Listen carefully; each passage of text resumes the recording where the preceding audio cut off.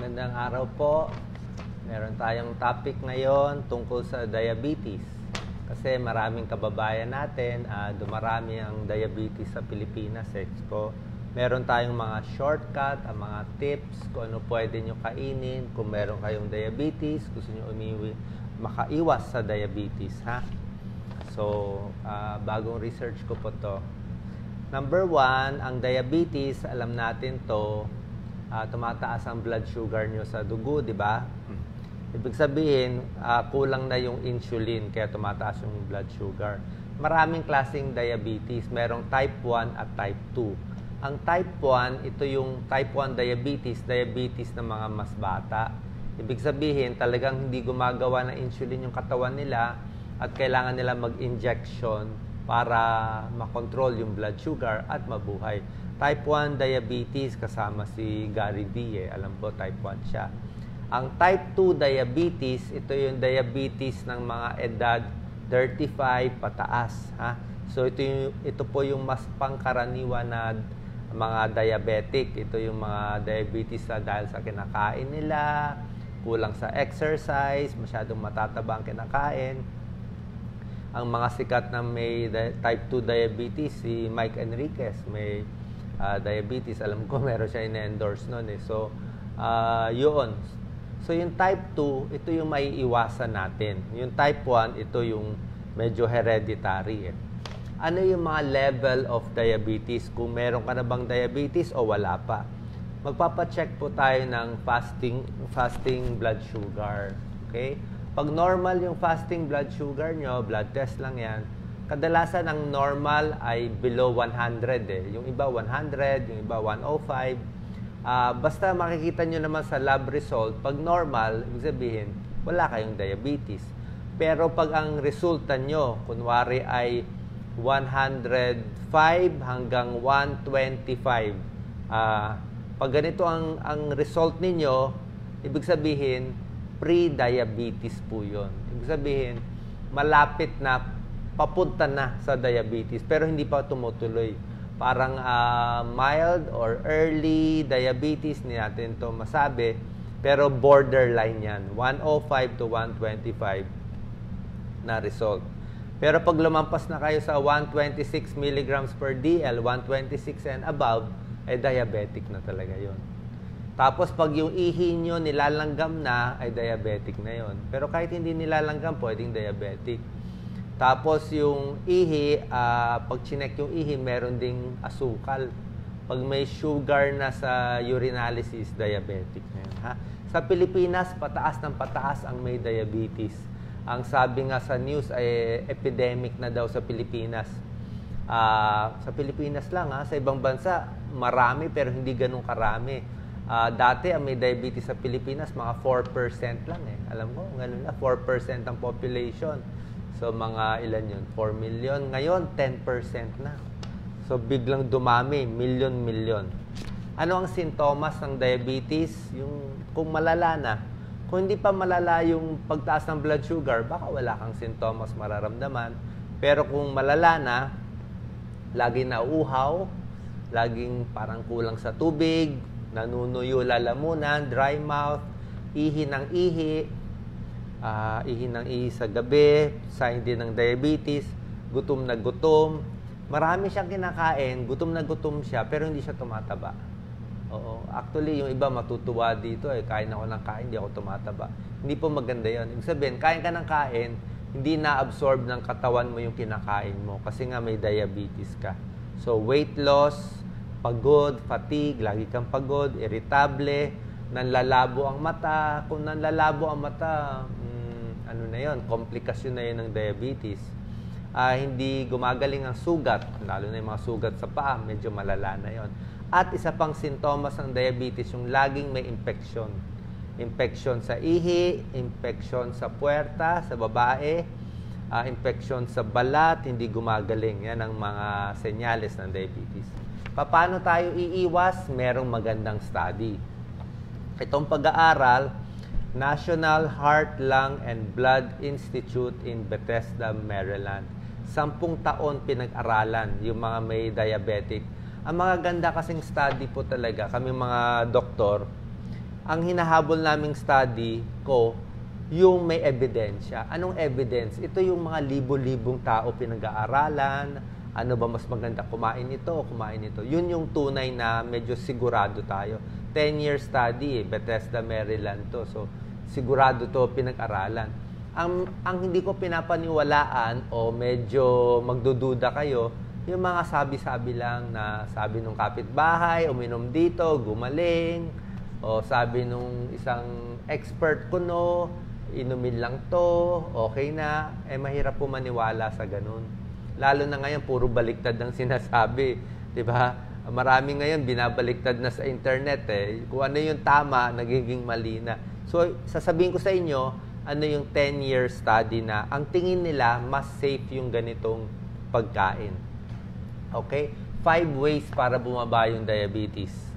Pag ginawa mo daw itong 5, ay makokontrol mo siya. Number 1, dapat hindi ka overweight. Yung timbang talaga, nasa timbang lahat Pag overweight, na doon na talaga ang problema, malaking bilbil. So, pag ma-achieve mo yung normal body weight mo, yun ang pinakamaganda. Anong normal body weight? Meron ako mga tips dyan, di ba? Height and weight. Pero kung gusto nyo po ng shortcut, dapat yung waistline ng kalalakihan ay dapat 36 inches. Kung kaya nyo 36 inches lang ang pagsukat sa tiyan po, hindi sa saan ba to? Sa may sinturon mali po 'yon. Yung iba sinusukat sa sinturon 36 daw, nakalawit naman yung bilbil, di ba? Madaya 'yon. Ang tunay na pagsukat dapat dito sa belly button, sa pusod, di ba? Sa pusod. Tinatanong humihinga o hindi humihinga. Siyempre, dapat humihinga ka. Yung iba, dinadaya, hindi hihinga, lilitan yan para mabot sa 36. Medyo madaya yun. Pag 36 inches sa lalaki, pwede pa. Okay? Pag sa lalaki, 36 to 40 inches ang tiyan, yun, overweight na yun. Overweight. Tapos, pag lampas ka ng 40 inches sa lalaki, ito pang Asian countries to, pang Asia. More than 40 inches, obese. Obese is sobra taba. Okay? Sa babae naman, ang cut-off natin, 31 inches. Pag 31 inches ang tiyan ng kababaihan, yan ang normal o mas maliit. Mas mataas sa 31, overweight. 31 to mga 35, overweight sa babae. 35 and above, obese na sa babae. So, number 1, body weight.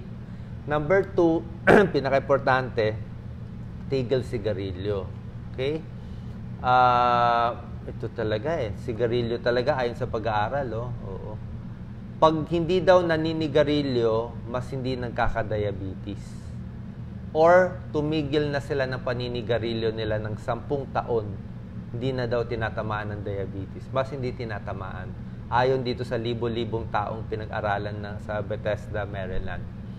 Pero kung naninigarilyo ka, nakakasira ng paa, nakakasira ng ugat. Tapos may diabetes ka pa, nakakasira ng paa, nakakasira ng ugat, madediretso tayo dyan sa bypass. Mga sakit talaga, maoperahan tayo ng di oras. So, smoking talaga matindi. Pag sinabi mo pa sa diabetes, ay deadly. So, 1, body weight. 2, don't smoke. Number 3, kailangan galaw-galaw talaga. May exercise talaga. Yung taong nag-exercise palagi, makikita naman nila, sinasurvey sila Yung laging nagja-jogging, naglalakad, akyat baba ng hagdanan. Kahit medyo hinihingal kayo, okay lang. Sasabihin, Doc, hinihingal ako Mag-exercise kayo hanggang doon sa hingal mo. Yun ang secret. Hindi porke may sakit ka sa baga o may sakit, kahit sa mga may sakit sa puso, kundi naman sumasakit yung dibdib, hanggang doon sa kaya mo. Mas matanda tayo ngayon sa mga may edad, katulad ko, middle age, di ba? Medyo hapu na tayo, okay lang yon. Kahit hapu kayo, maglakad pa rin kayo. Hanggang dun sa hinahapu kayo. Pag hinapo na kayo, pahinga. Tapos, lakad ulit, pahinga. Mas maganda yung pagod ang katawan, yung nag-exercise, kaysa sa hindi nag-exercise. Kasi, maganda nga blood circulation Kaya, number 3 tip, be physically active. Yung mga taong laging nagtatrabaho sa bahay, sila yung normal blood sugar. Okay? Number 4, iwas daw talaga sa alak. Okay? Ayaw nila yung alak pag umiinom daw ng alak, kasama na daw yung ibang bisyo. Magkakasama daw to. Ito, ayon sa pag-aaral, kasi libo-libo pinag-aralan nila eh. Pag umiinom daw ng alak, kasama na sa kumakain ng matataba, kasama na yung sigarilyo, alak, sigarilyo, partner nila yon. Kasama na rin yung ayaw mag-exercise kasi umiinom ng alak. So, yun po nakita nila. Yung mahilig sa alak, unhealthy kumain, puro matataba, naninigarilyo, walang exercise, lagi nilang nakahiga. Kaya nga, avoid alcohol. Magkakasama kasi yun eh. And number 5, para makaiwas sa diabetes, pipiliin po itong mga masustansyang pagkain. Ayon sa lead author, si Dr. Jared Reyes. So sabi niya, yung pagkain talaga ang malaking epekto. Okay? Ano mga pagkain? Ililista ko na lang yung mga okay o hindi okay. Yung mga okay na lang, ha? Pwede nyo kainin. Sa kanin, konti lang, di ba? Ang kanin talaga kalaban eh. Hindi na pwede yung mga only rice o kahit mag-only rice kayo siguro 2 cup. O sige, pagbigyan ko kayo, dalawang dakot o 1.5. Pero kanin talaga yung kalaban eh. So, pwedeng konti lang yung kanin, dadamihan mo yung ibang gulay. Kung gusto niyo ng kanin, pwede brown rice, mas mahal lang. Tinapay, kailangan mga wheat bread, mas mahal lang. Sa patatas, pwede ang patatas pero baked potato. Baked potato. Spaghetti, pwede konti. Spaghetti. Alam nyo ano yung matatabang yung matatabang noodle? Mami, egg noodle, Mickey. Yun, matataba. Kaya oily, kaya malasa itong mga egg noodles eh, di ba? Mas matataba. Iwas na lang or bawas lang. Pagdating sa protina, sa karne, pipiliin yung bake, broiled o grilled lang. Inihaw na karne. Wag lang sunog ha. Tapos pag gusto po ng karne, piliin yung tenderloin at sirloin. Tenderloin, sirloin cut. Mas konti ang taba eh. Sa turkey, pwede ang turkey, kaya mahal ang turkey. Sa keso, low-fat cheese. Pag sa manok, masarap yung balat ng manok. Kaya lang, yan ang deadly eh. Yung balat ng manok, nandun na lahat ng oil, di ba? May breadings, may oil, di ba? Wala, fast food. Pakonti-konti na lang, sayang di mo matatapon eh. Kaya lang, yun lang po. So, chicken, kung kaya niya walang balat, bigay nila sa mga bata, total mahaba pa ng buhay ng mga bata. Tayong matatanda, ano na lang, laman lang. Sa isda, baked, broiled, steam, o grilled na isda, pwede rin. Tofu, pwede ang tofu. Hindi bawal, tokwa, tofu, beans, pwede po yan. Hindi bawal sa arthritis, sinabi na nga ni Doc Lisa, hindi bawal. So, ito yung mga okay. Ha? Ang not okay, alam nyo na, bacon, di ba? Prito, purong prito. Fast food, puro prito. Ribs, masarap ang ribs, di ba? Yung baked ribs. Ang ribs mataba eh. Kaya masarap eh. Pagdating sa prutas, ito ang pipiliin natin. Mas healthy po yung fresh vegetables, yung steamed vegetables, pwedeng grilled na gulay. Yan. Cucumber, cabbage, repolyo, pwede lahat yan. Pagdating sa salad, gusto natin suka lang ang sausawan. Sanay ba po kayo? Pag salad, suka lang, ha? Sa prutas, pwede ang prutas, pa konti-konti. Fresh na prutas. Pag gusto nyo ng mga palaman sa tinapay, yung jam, tsaka preserves, pwede konti-konti lang. Yung mga strawberry jam, konti lang kung merong low sugar. So, yan. Gulay, fresh, steam, sa salad, suka, at prutas. Ito yung bawal. Ang bawal or babawasan, sige, hindi ko na nasabihin bawal, babawasan, yung mga pickled, di ba yung mga pickled vegetables? Minsan sa Japanese restaurant, pickled, sobra alat. Yung nasa lata, pag nasa lata, maalat na rin. Yung buttered vegetables, di ba? Minsan mahilig tayo sa restaurant, may gulay nga, pero puro butter naman nilagay. Di ba? Hindi rin healthy. Pagdating sa salad, iwas sa mayonnaise tsaka Thousand Island dressing. Sobrang sarap ng mayonnaise, nakakataba po. Sobrang Siguradong tataba tayo dyan. Lalaki pisngi nyo dyan. Mahirap na. Tapos sa prutas, maganda ang fresh. Yung mga prutas sa lata, masyado matamis. Puro asukal na yun eh. Halos na wala na yung prutas. At yung mga raisins, bawal ang raisins. Yung malilit na raisins. Pampataba kung gusto nyo. Isang maliit na raisin, yung butil na yon, parang isang grape siya na malaki. Yung grapes na malaki, tanggalin mo yung tubig, magiging raisin. So, kaya siya ang tamis eh. Pagdating sa inumin, ito, napakahalaga, tubig lang. Ha? Walang excuse. Mag-aaway lang tayo dyan. Sasabihin, Doc, pwede bang juice? Sinabi nga tubig eh. Pwede bang iced tea? Sinabi na nga tubig lang eh. Pwede bang soft drinks minsan o kape? Sinabi na nga tubig eh. Diba? Pwede bang diet soft drinks? Tubig pa rin. Ang sagot lagi tubig. Diba? Wala excuse eh. Kasi yung iba magaling lumusot eh. Tubig talaga, pampapayat. Hindi nakakataba ang tubig ha. Hindi nakakataba. Maiihi mo lang yan eh. Ang nakakataba, yung iced tea, soft drinks, kahit mga juices na maraming sugar po yun. So sa prutas, pwede rin ang prutas, pero yung mga pipiliin mo lang, apple, pear, siguro suha, pwede.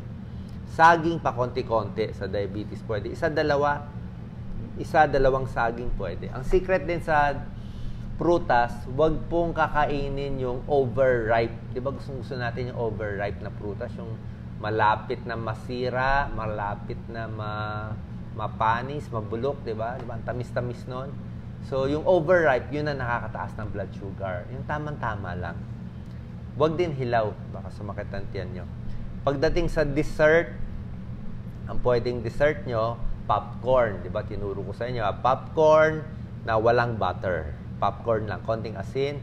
Gelatin. Gelatin. Nakakapayat, ha? Yogurt. Pwede. Yogurt. Gelatin. Merong mga baked chips. Pero mahirap yung mga baked chips, eh. Ang iiwasan, syempre, ice cream, cake, ensimada, ang tamis eh. Konti lang siguro, mga prito, chicharon. Alam niyo na yan, chicharon, potato chips, corn chips, buttered popcorn. Yan ang deadly sa atin. Tapos, so ito na yung mga tips natin ha. Sinabi ko na yung mga pagkain, ulit-ulitin nyo na lang. So, yung pagkain, babawasan yung matatamis. Ay, ito problema sa Pilipinas.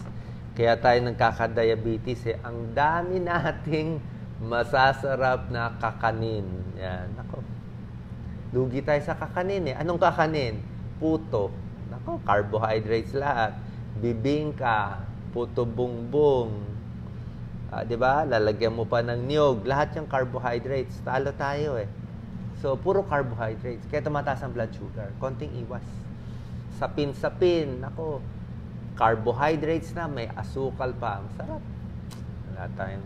So, yan ang kalaban natin. Puro carbohydrates itong kinakain natin.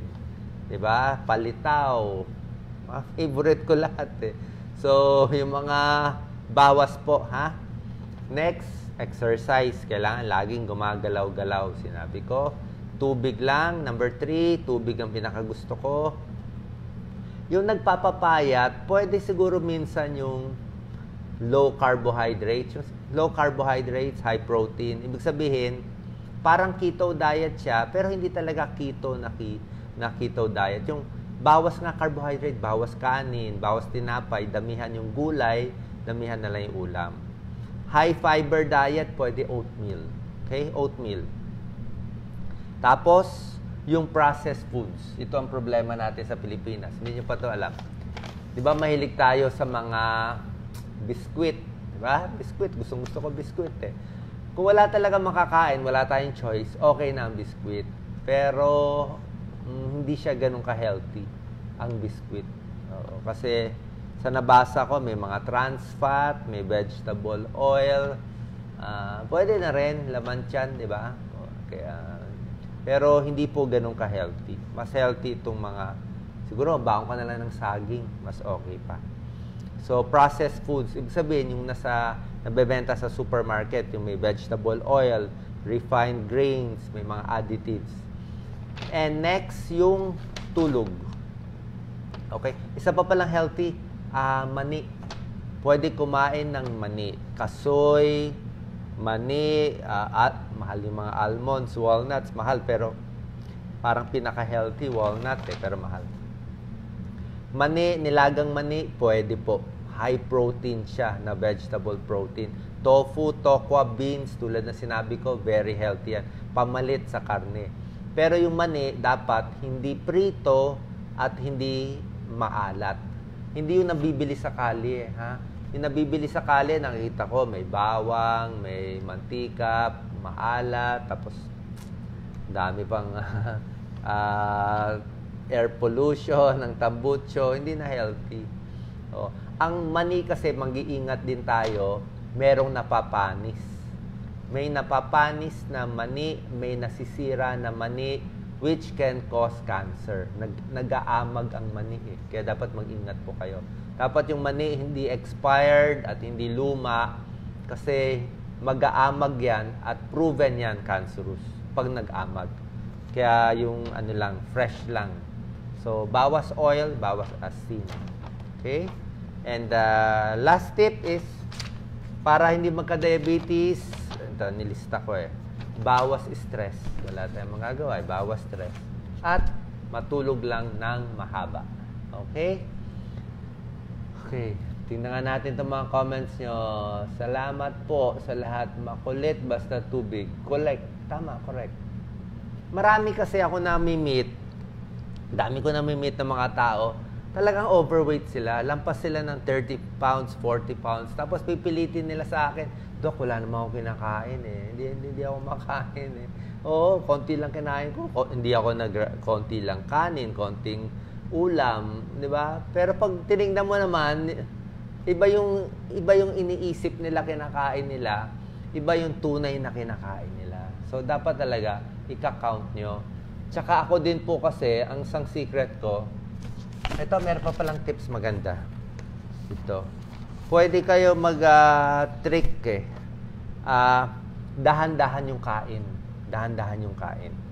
Mas mabagal yung kain, mas mabubusog ka.